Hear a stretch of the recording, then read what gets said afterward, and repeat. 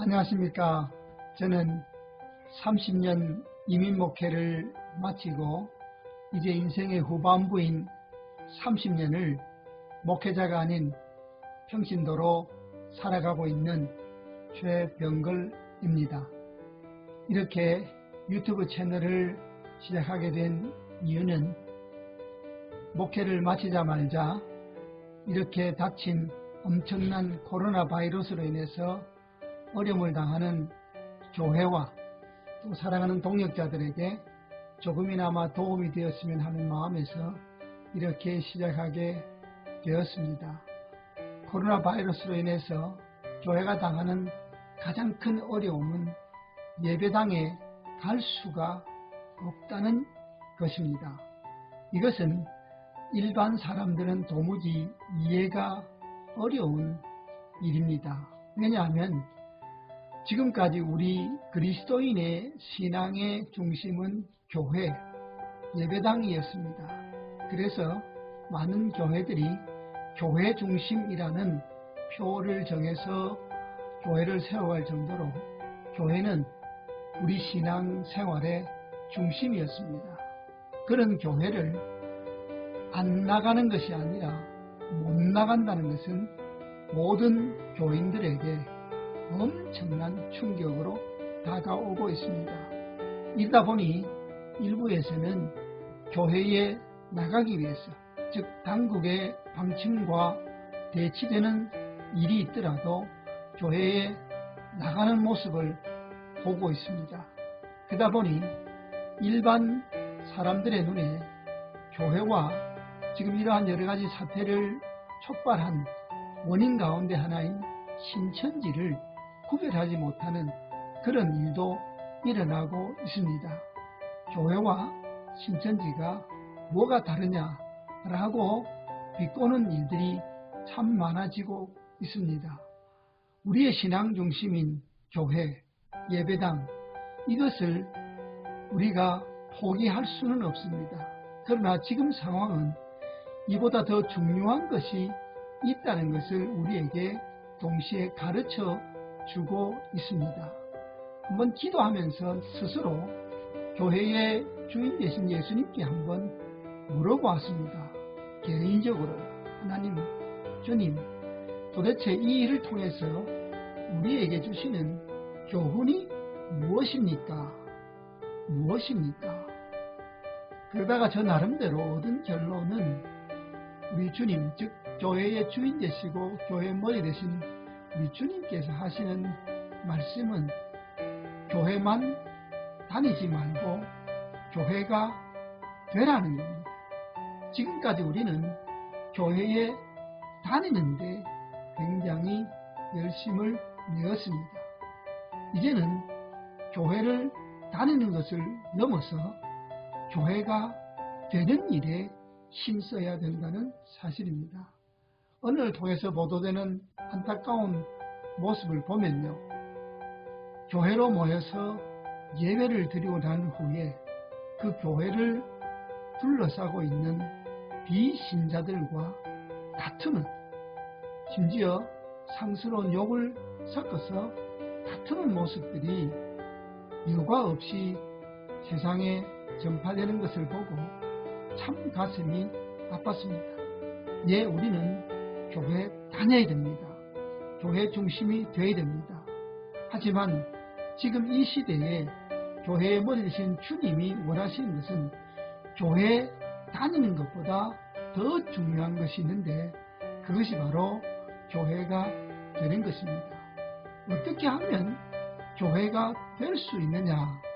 이 해답을 저는 아이러니컬하게도 교회를 아주 이상한 곳으로 왜곡시키는 집단인 신천지의 행태에서 그 해답을 찾아보았습니다. 그것이 무엇이냐 하면요, 두 가지로 제가 나름대로 요약을 해보았는데, 첫째는 뭐냐 하면 모이는 신앙생활에서 흩어지는 신앙생활을 할 때라는 겁니다. 모이기만 잘하는 것이 아니라 흩어지는 것도 잘해야 교회다워질 수 있고 교회가 될 수 있다는 겁니다. 신천지 예를 들어보겠습니다. 신천지에서 목숨을 거는 것이 뭐냐 하면 그들 모임에 관한 출석입니다. 몇 번 결석하면 그 회원권이 박탈될 정도로 아주 모이기에 열심히 특심인 집단이 신천지입니다. 이런 모습은 과거에 교회가 하나님 앞에 보여준 교회 중심의 모습입니다. 이런 모습을 본따서 그들은 무조건 교회에 모이기만 하면 되고 교회 출석은 생명을 걸고라도 지켜야 되는 그런 철칙으로 세워놓고 있습니다. 우리 기성교회도 전통적인 교회도 예외는 아니었습니다. 주일 성수, 이것은 그 누구도 범접할 수 없는, 그 누구도 건드릴 수 없는 아주 중요한 신앙의 요소였습니다. 하지만 이제는 이 주일 성수의 개념이 많이 달라져야 될 때를 맞이했습니다.